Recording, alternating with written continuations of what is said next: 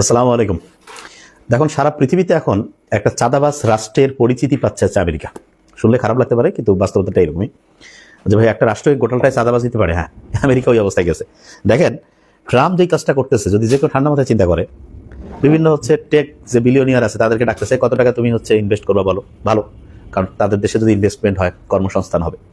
এবং আরেকটা কাজ করতেছে, বিভিন্ন দেশের একেবারে রাষ্ট্রের যারা প্রধান তাদেরকে কিডন্যাপ থেকে শুরু করে, মনে করো যাক যে বোম্বিং করে মেরে সেই জায়গায় অন্য যে গ্রুপ আসে তাদের সাথে ডিলিংস করে, যে আমাদের সাথে অস্ত্রের একটা আন্ডারগ্রাউন্ড ডিলিংস করো, এটা ব্যাপার মানে ডিলিংস। তা ডিলিংসটা প্রধানত আমেরিকার ডিলিংস অস্ত্র নিয়ে, কারণ ওর মূল ব্যবসাটা অস্ত্র কেন্দ্রিক। আর রাশিয়া এবং চায়না যে রয়েছে, তার মধ্যে আমি যদি চায়নার কথা বলি, চায়নার মূল হিসাবটা সে কত বেশি সারা পৃথিবীতে জিনিসপত্র বেচতে পারে। এবং এই ক্ষেত্রে সে অস্ত্র বেচার দিকে খুব একটা মনোযোগী না, বরং তার উদ্দেশ্য যে মানুষের জীবনে লাগে যে জিনিসগুলো, ব্যবহারিক যে জিনিসগুলো, এগুলো কত বেশি পরিমাণে সে উৎপাদন করতে পারে এবং কত বেশি পরিমাণে সে সারা পৃথিবীতে বেচতে পারে। তা চায়না যেটা করছে সেটা যে তার সারা দেশটা বলা যেতে পারে একটা বড় রকমের যে এটা কি বলবো, যে উৎপাদনের যে একটা হাব বানায় ফেলছে। তার দুনিয়া যা কিছু উৎপাদন হয় তার সবচেয়ে বেশি পরিমাণ জিনিস সে উৎপাদন করে, এবং এইটা যাতে সব জায়গায় সে পৌঁছাইতে পারে এই জন্য একটা বড় পরিকল্পনা নিয়েছে। সেটা হলো যে ওইটাকে বলা হচ্ছে ওই যে আছে না, যে ওই যে সিল্ক অ্যান্ড রোডের সাথে যে আরে কি বলতেছে, মাথায় কাজ করে কম নাকি। তার ওই যে এক কথায় গোটাল যে রোডটা দেখছো মাথা আসলেই, তাহলে ওই একটা রাস্তায় যদি সে সব মালামাল পরিবহন করতে পারে, তাহলে দেখা যাবে যে যে জিনিসটা হবে সেটা হলো যে আল্লাহর রহমতে সবচেয়ে বেশি পরিমাণ যে জিনিস সে সব জায়গায় পৌঁছাইতে পারবে। আর আমেরিকার যে পলিসিটা সেটা হলো যে কত বেশি পরিমাণ যুদ্ধ লাগানো যায় সারা দুনিয়া, আমরা কত বেশি পরিমাণ যুদ্ধ লাগাইলে কি হবে, যে সিকিউরিটির কথা বলে সে তার মূল যে অস্ত্র সেটা বেচতে পারবে বেশি। যত বেশি বেচতে পারবে তত বেশি লাভ হবে, এবং তত বেশি যে যেটা লাভটা হবে সেটা হলো যে আমাদের ওইটাকে আমি যেটা বলি যে আমেরিকার যদি আমি সামরিক ব্যয়টা দেখি, তাহলে অবাক হয়ে যাবো যে প্রায় 800 থেকে 900 বিলিয়ন ডলার সে সামরিক খাতে ব্যয় করতেছে। সম্ভবত এরপরে 3-4টা দেশেরও সামরিক ব্যয় যোগ করলে আমেরিকার সমান হবে না। তার আমেরিকার এই যে প্রতিরক্ষা সিস্টেম আছে, হ্যাঁ ঠিকই বলছে, ওই যে যেটা বলতেছিলাম সেটা হলো যে ওটাকে বলা যে আমেরিকার যেটা যে ওই প্রতিরক্ষা যে ডিপার্টমেন্টটা ছিল সেটার নামও কিন্তু ওরা চেঞ্জ করে ফেলছে, যুদ্ধ ডিপার্টমেন্ট। চিন্তা করেন, তার ওদের নামের মধ্যে ওরা সারা দুনিয়া যুদ্ধ লাগাইতেছে। যত বেশি যুদ্ধ হবে তত বেশি যে অস্ত্র বিক্রি হবে, অস্ত্র যত বেশি বিক্রি হবে তত আমেরিকার যে ইকোনমির অবস্থাটা ভালো হবে। আর চায়নার হিসাবটা ঠিক এর উল্টা, ও দুনিয়ায় মোটামুটি স্থিতিশীল অবস্থা থাক, যুদ্ধ টুদ্ধ কম হোক, এবং ওইটাকে যেটা বলে যে যে সারা পৃথিবীতে যত বেশি পরিমাণ সে জিনিস বেচতে পারবে তত যে তার ইকোনমি আস্তে আস্তে উন্নতি দিয়ে যাবে। তার এখানে দুইটা জিনিসের কম্পিটিশন আছে। একটা সিকিউরিটির উপর ভিত্তি করে জিনিস বেচা, যেটা ঠিক বলছে, পানি খাওয়ার মাথা আসলে কমই কাজ করছে, আবার একটু পানি খেতে হবে যা দেখতেছি। Very nice. এটা আমার স্টুডেন্ট নাকি রেগুলার, সে অথবা জানার কথা। আসলেই জ্বর তো, পানি না খেলে আসলে কাজ হবে না। হ্যাঁ, যেটা আমি ছিলাম সেটা হলো যে তাহলে চায়না এবং আমেরিকার পলিসিটা কিন্তু দুইটা ভিন্ন পলিসি। একটা যুদ্ধ করে ইকোনমি শক্তিশালী করা, আর একটা যেটা হয়েছে সেটা হলো যে ওইটাকে যেটা বলে যে যত বেশি পরিমাণ জিনিস বেচতে পারবে এটার মাধ্যমে ধনী হবে। তা চায়না কিন্তু যে সরাসরি আগামী 10-15 বছরে নর্মালি কোনো যুদ্ধে জড়াবে না। কেন? কারণ যে তার টার্গেট অর্থনৈতিকভাবে এতটা স্ট্রং হওয়া যাতে করে এরপরে সে সবগুলো জিনিস অর্থনৈতিকভাবে কন্ট্রোল করতে পারে। আর আমেরিকা যে যে জায়গায় যুদ্ধ করতেছে তারও উদ্দেশ্য অর্থনৈতিকভাবে শক্তিশালী হওয়া, কিন্তু তার আবার স্ট্র্যাটেজিটা অর্থনীতি শক্তিশালী হবে যুদ্ধ বেশি করতে পারলে। বুঝাইতে পারছেন? তা পৃথিবীর সামনে আসলে কোন দিকে যাবে? পৃথিবী যে জিনিসটা করতে যাবে সেটা যে যুদ্ধ ছাড়া উন্নতি কোন দিকে যায়। তো যুদ্ধ ছাড়া যে উন্নতির ব্যাপারটা, এইটা মূলত যে চায়নার সাথে আমাদের যে ম্যাচিং হয়। চায়না যুদ্ধ না করে যে সারা দুনিয়ার জিনিসপত্র উৎপাদন করবে, বেশি পরিমাণ বিক্রি করবে, এবং এইটার মাধ্যমে তারও উন্নতি হবে, সারা পৃথিবীর উন্নতি হবে। আর আমেরিকার তো বোঝা গেছে যে তাদের মেইন বিজনেস অস্ত্র, তার সাথে আরেকটা আছে সেটা যে টেকনোলজি। দেখেন, যে কোনো বড় আক্রমণে দেখবেন এখন আমেরিকা নিজে বলবে যে এখানে আমরা এইরকম এআই কাজে লাগাইছি, আর্টিফিশিয়াল ইন্টেলিজেন্স। লাভটা কি? সবাই তখন ওই এআই প্রতিষ্ঠানগুলো বড় পরিমাণ ইনভেস্টমেন্ট করবে। যত বেশি ইনভেস্ট হবে তত টাকাগুলো কোম্পানির কাছে চলে আসতেছে, তাদের ভ্যালুয়েশন বাড়তেছে, এবং এই অনুযায়ী তাদের যে দেখেন আমাদের এত বড় কোম্পানি আছে, এত দাম তার, অটোমেটেড তখন তাদের হচ্ছে যে ওই ইকোনমির হচ্ছে যে একটা বলা যেতে পারে যে সফট পাওয়ারের দিক থেকে তারা অনেক পাওয়ারফুল হয়ে যাবে। তো এই ব্যাপারগুলো আছে।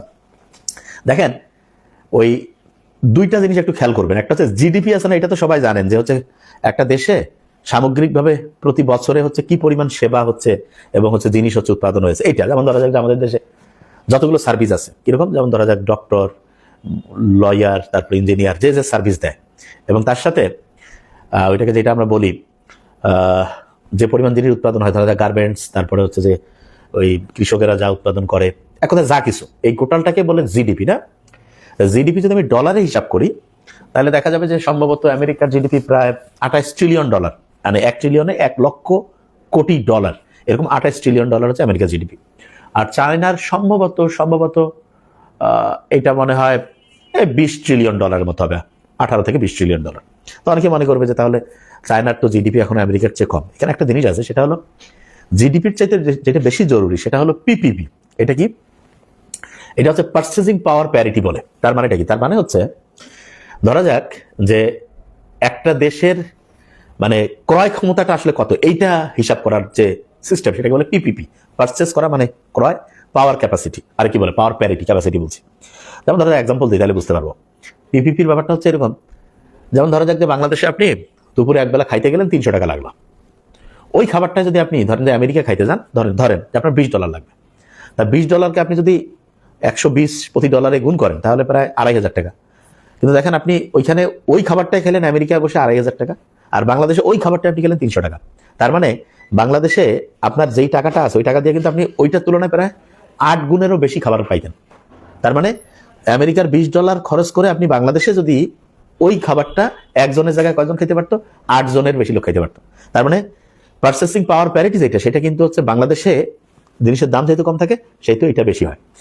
এখন পিপিপি এর যে ক্যালকুলেশন, পারচেসিং পাওয়ার প্যারিটি, এইটা যদি আমি ইয়ার ক্ষেত্রে ক্যালকুলেশন করি, মানে চায়নার ক্ষেত্রে, এইটা প্রায় হচ্ছে 33 ট্রিলিয়ন ডলার। তার মানে আমেরিকার যেটা 28, সেটা হচ্ছে কিন্তু পিপিপি, পারচেসিং পাওয়ার প্যারিটি যেটা, সেটা কিন্তু হচ্ছে ইয়ার অনেক বেশি, চায়নার কিন্তু অনেক বেশি। এটা মারাত্মক। তার মানেটা কি? তার মানে হচ্ছে আগামী 10-12 বছর, 10 বছরও লাগবে না, তারও কম, 8 বছর 7 বছরের মধ্যে যদি চায়না সরাসরি কোনো যুদ্ধে না জড়ায় এবং সে যদি তার উৎপাদন ব্যবস্থাটা এইভাবে বজায় রাখতে পারে এবং সারা পৃথিবীতে যদি এই পরিমাণ জিনিস বেচার প্রক্রিয়াটা কন্টিনিউ রাখে, তাহলে তার এই পারচেসিং পাওয়ার প্যারিটি কিন্তু আরো বাড়বে। আরো বাড়বে মানে হচ্ছে আলটিমেটলি দেখা যাচ্ছে যে ইকোনমিক দিক থেকে সে আমেরিকার চেয়ে পাওয়ারফুল জায়গায় যাবে। আমেরিকা এখন যে জায়গায় আছে তার কিন্তু হচ্ছে সত্যিকার অর্থে মানে সে তার মাথা খারাপ। সে এই যে অন্যায় যে যুদ্ধগুলো করতেছে, এই যুদ্ধগুলোতে কিন্তু ইরানের তো অবশ্যই তাদের যে হচ্ছে যে জনগণ মরতেছে, সর্বোচ্চ লিডারই হচ্ছে যে শহীদ হয়ে গেছে, বড় রকমের হচ্ছে যে যারা ব্যবসা বাণিজ্য সব জায়গাতেই হচ্ছে একটা প্রবলেম, এটা তো আছেই, ঠিক আছে। কিন্তু আমেরিকা দেখেন নৈতিক দিক থেকে একদম মানে জিরোর কাছাকাছি। তার মানে হচ্ছে সবাই বুঝতে পারতেছে যে আমেরিকা হচ্ছে যে একটা দেশকে হচ্ছে আলোচনার টেবিলে রেখেই কথা বলতে বলতে দেখা যাচ্ছে বোম মেরে তাদের সর্বোচ্চ লিডারকে মেরে ফেলতে পারে। তো এই জিনিসটা, তার যে বিশ্বস্ততা, এটা কিন্তু ধ্বংস করে ফেলছে। এবং তার লাগবে যে আন্তর্জাতিকভাবে বলি আর জাতীয়ভাবে বলি, বিশ্বাস হচ্ছে সবচেয়ে বড় অ্যাসেট। এইটা যদি কেউ নষ্ট করে ফেলে বিশ্বাস, তখন কিন্তু আসলে তার কিন্তু হচ্ছে যে একদম নাম্বার ওয়ানে থাকা এটা প্রায় অসম্ভব। যেমন দেখেন মুসলমানরা যে সারা পৃথিবীতে অনেকদিন শ্রেষ্ঠত্ব অর্জন করছিল, এটা কিন্তু তাদের সততার কারণে। অবশ্যই টেকনোলজি এগুলো তো থাকতেই হবে, কিন্তু তার সাথে আপনার সততাটা খুব ইম্পর্টেন্ট। যখন থেকে মুসলমানরা সততার প্রশ্নে 2 নম্বরই করছে, বিভিন্নভাবে হচ্ছে যে মানে হচ্ছে যে ইকুয়ালিটি বলি, তারপরে হচ্ছে যে মানুষের সাথে ইনসাফের যে ব্যাপারটা, এইটা থেকে যখনই হচ্ছে যে আস্তে আস্তে আস্তে আস্তে হচ্ছে যে দূরে সরে গেছে, তখন কিন্তু ধ্বংসের দিকে যায়। তো এটা সিস্টেমটা এরকম, যেই জাতি যতক্ষণ ন্যায়ের পথে থাকবে এবং টেকনোলজি সায়েন্স এগুলোতে উন্নত হবে এবং একই সাথে ন্যায়ের পথে, সেই জাতি তত সামনে উন্নতি করে এবং সেই জাতির হচ্ছে যে মানে সর্বোচ্চ লেভেলে থাকাটা তত বেশি দিন হচ্ছে স্থায়ী হয়। বুঝাইতে পারছি আমি কি বলছি? তাই আমেরিকা এখন যেটা করতেছে দেখেন, নৈতিক দিক থেকে একদম মানে এটা মানুষজন নিজে বুঝতেছে যে কিরে বাবা, তুমি যুদ্ধের মধ্যে আরেকজনকে আক্রমণ করছো। এবং চীন এখানে কিন্তু এখন পর্যন্ত আমি চীন কিন্তু ইচ্ছা করলে আশেপাশের দেশগুলো অ্যাটাক করতে পারে না, কিন্তু নর্মালি সে করবে না। কেন? কারণ চীন মানে ঐতিহ্যগতভাবে তারা হচ্ছে যুদ্ধ তুলনামূলক কম করে, আশেপাশের দেশের সাথে শত যুদ্ধ জড়ায় না। তার মূল পলিসিটা হচ্ছে সে বেশি পরিমাণ জিনিস তৈরি করবে, বেশি পরিমাণ জিনিস বেচবে, ব্যবসা বাণিজ্য কেন্দ্রিক। আর আমেরিকা তো বলছি তার হচ্ছে যুদ্ধ কেন্দ্রিক। এই দুইটা জায়গা আমাদের ভালো করে হচ্ছে ফোকাস করতে হবে। এবং আমার তো মনে হয় যে সামনের যে সময়টা আসতেছে, হ্যাঁ, যেটা হয়েছে সেটা হচ্ছে যে বাংলাদেশের জন্য আমি যেটা বলবো, বাংলাদেশ মানে কি, যে কোনো দেশের জন্য এই ফর্মুলা একই, যে ওই দেশের প্রত্যেক নাগরিককে সবচেয়ে সেরা হইতে হবে।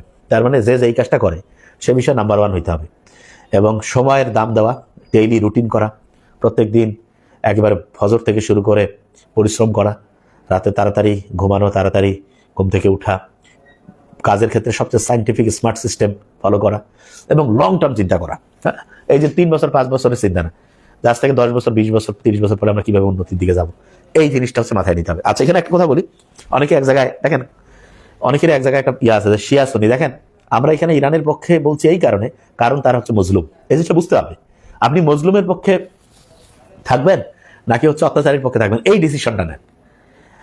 মানে আপনার এখানে ইসলামের সবচেয়ে শ্রেষ্ঠত্ব হচ্ছে এই জায়গায় যে আপনার ধর্মের ভাইও যদি অন্যায় করে সেটার প্রতিবাদ করতে হবে, এটা ইসলামের সবচেয়ে সৌন্দর্য। এবং আপনি সবসময় হচ্ছে যে অন্যায়ের প্রতিবাদ করবেন এবং যে নির্যাতিত তার পক্ষে থাকবেন, ঠিক আছে? হ্যাঁ, এইটা জিনিস খুব ভালো করে বুঝতে হবে। এবং আমরা হচ্ছে যে এখানে যে আমেরিকার যে বিরোধিতা করছি, এটার কারণ হচ্ছে সেইখানে আক্রমণ করছে, সার্বভৌমত্ব লঙ্ঘন করছে একটা দেশকে। সে হচ্ছে, সাউন্ডের কি সমস্যা নাকি? কয়েকজন কমেন্টস করতেছে। একটা দেশের হচ্ছে যে ওইটাকে যেটা বলে যে জোর করে একটা দেশের, হ্যাঁ, ক্ষমতায় কে থাকবে সেটা কন্ট্রোল করতে যাচ্ছে, যেটা সে বিভিন্ন সময় করে। এটা হচ্ছে সবচেয়ে খারাপ একটা জিনিস, এইটার বিরোধিতা আমরা করছি। এখানে শিয়া সুন্নি এই চিন্তাগুলো বাদ দিয়ে আপনি অত্যাচারীর পক্ষে থাকবেন নাকি মজলুমের পক্ষে থাকবেন, এই ডিসিশন নেওয়ার সময় হয়েছে। এবং আমার যেটা অবজারভেশন, ইনশাল্লাহ, যে আল্লাহ তো দুনিয়ার বুকে হচ্ছে যে আছে না, যে হত্যা করিও না, তারপর এটাকে কি বলে, ফিতনা ফাসাদ তৈরি করো না, আর চূড়ান্ত রকমের বাড়াবাড়ি করিও না। আল্লাহ যখন সিদ্ধান্ত নেবে তখন মুহূর্তের মধ্যে বড় বড় নমরুদ ফেরাউন ধ্বংস হয়েছে, যেই অনিয়মের মধ্যে যাবে সেই তার ধ্বংস হওয়াটা শুধু সময়ের ব্যাপার হবে। Thank you so much. আসসালামু আলাইকুম।